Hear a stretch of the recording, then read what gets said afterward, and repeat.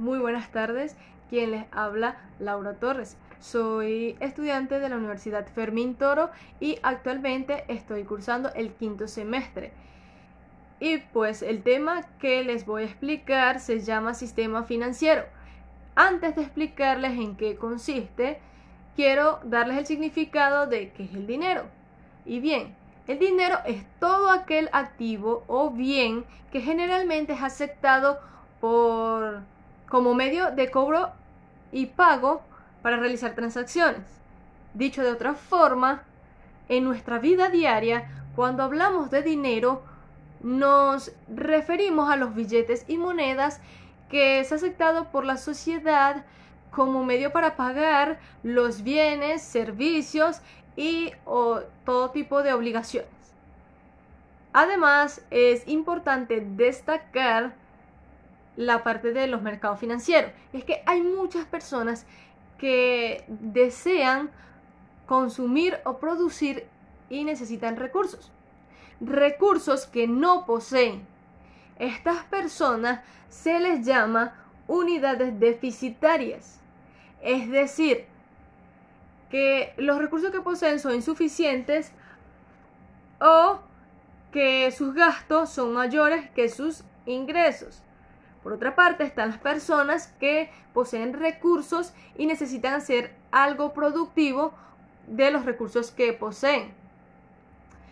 Estas son llamadas como unidades superavitarias, es decir, las que generan más recursos de los que consumen y también ahorran. Así que se podría decir que las unidades superavitarias podrían prestar de sus excedentes a las unidades de sus excedentes de fondo a las unidades deficitarias. Pero al ponerse de acuerdo es riesgoso y costoso, ya que, por ejemplo, María necesita un préstamo para comprar una casa y por otro lado, como unidad superavitaria está José. Entonces, José obviamente se debe analizar y pensar para decidir si le conviene o no hacer ese préstamo. ¿Por qué? Porque se puede hacer preguntas como si debe hacerlo, o qué pasa si María pierde el empleo, o qué pasa si de alguna u otra forma pierden el contacto. Entonces, así como esas preguntas, muchas otras se puede hacer.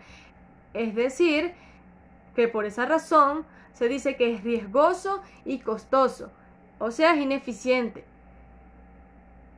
Pero, entonces, ¿qué podemos hacer?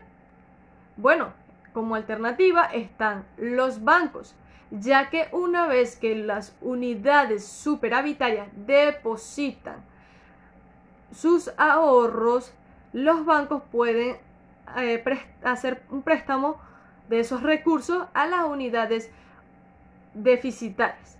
Adicionalmente, quiero decir que los bancos son considerados como uno de los intermediarios financieros, ya que captan los recursos que tienen las unidades superavitarias y financian los proyectos, consumo y muchas otras actividades de las unidades deficitarias. En este caso, como intermediario financiero, ambas unidades o ambas partes involucradas se benefician. Y es que en esto consiste el sistema financiero. Este sistema es un conjunto de instituciones y participantes.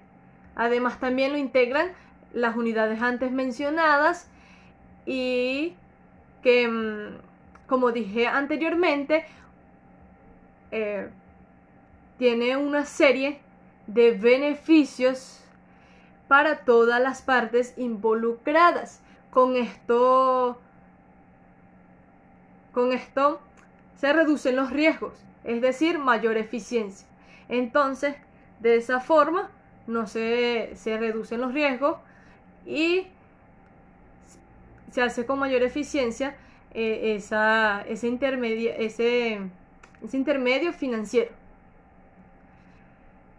Ahora bien, voy a nombrar algunas de las diferencias entre el mercado monetario y el mercado de capitales. Y es que la principal diferencia entre el mercado monetario y el mercado de capitales es que el mercado monetario, o que en el mercado monetario se emiten valores de corto plazo, mientras que en el mercado de capitales se emiten valores a largo plazo. Otra de las diferencias es que los instrumentos negociados en el mercado monetario conlleva un bajo riesgo. Por lo tanto, son inversiones más seguras. Por el contrario, los mercados de capitales conllevan un alto riesgo. La liquidez en el mercado monetario es alta. Por el contrario, en el mercado de capitales es relativamente menor. Y otra de sus diferencias es que el vencimiento del instrumento en el mercado monetario es de 1 año, mientras que en el mercado de capitales el instrumento se vence en más de 1 año. Y por último, y no menos importante, la diversificación. Esta diversificación consiste en invertir en varios productos financieros o empresas en vez de hacerlo en una única empresa.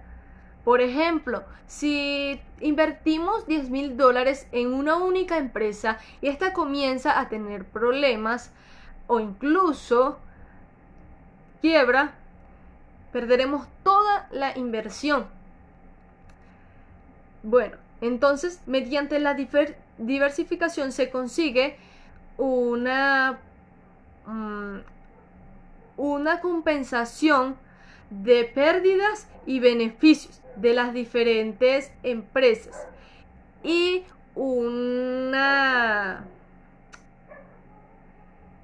conseguiremos ¿cómo les digo?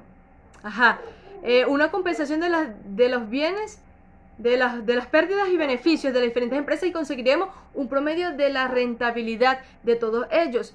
Esto lo que en la sabiduría popular se le conoce como no poner todos los huevos en una misma canasta. Pero es que además muchos estudios financieros y estadísticos de largo plazo han demostrado que mediante la diversificación se consigue una óptima rentabilidad, minimizando de una forma muy importante los riesgos. Para el inversor tradicional, la forma en que esto se pueda llevar a cabo es mediante los fondos de inversión. Bien, esta ha sido toda mi explicación. Espero me haya dado a entender y muchas gracias por haber visto este video.